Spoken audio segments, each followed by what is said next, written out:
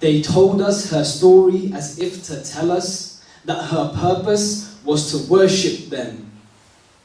They told us her purpose was to worship them, to bow down, kiss their shoes, and submit without cursing them, lovingly take any abuse they throw while simultaneously nursing them. And we believed them.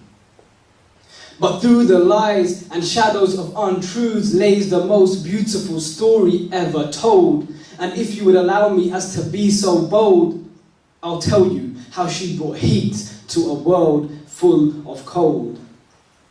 First things first. Before she came into this world, the world threw itself into submission and recognized that it was now time that he brought about his decision. Even the jinn marched to the stars just to listen to her mission.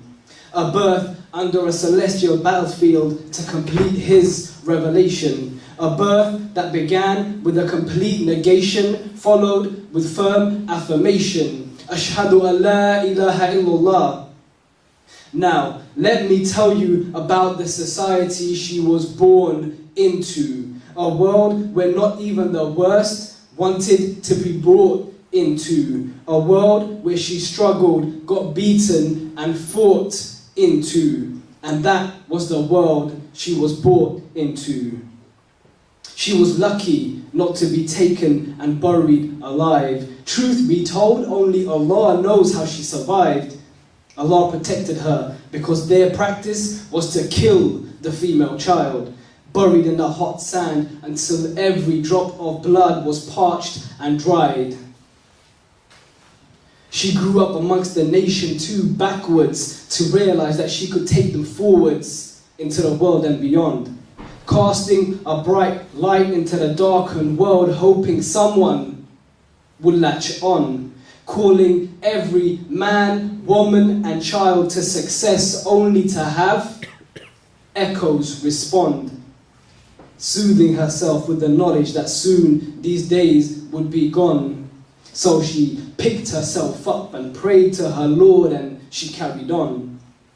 Fast forward in time, she grew bigger and stronger, and her womb gave birth to an entire generation.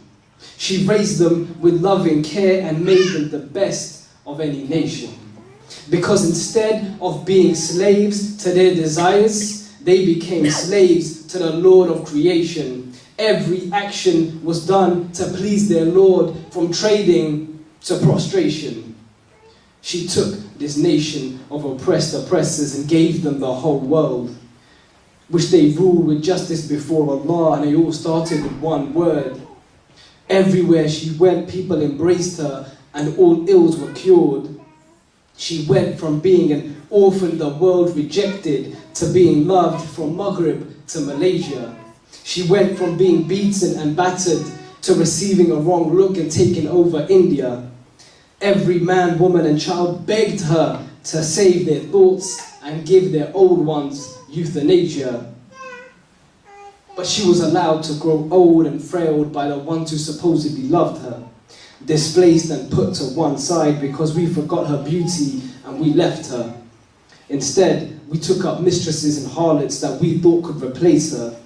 Worst of all, we allowed those mistresses and harlots to deface her. We took these harlots and we made them our own. We forced her to change her language and we forced her to speak it upon her throne. We took the mistress's clothes and made 53 flags out of them and made them her robes.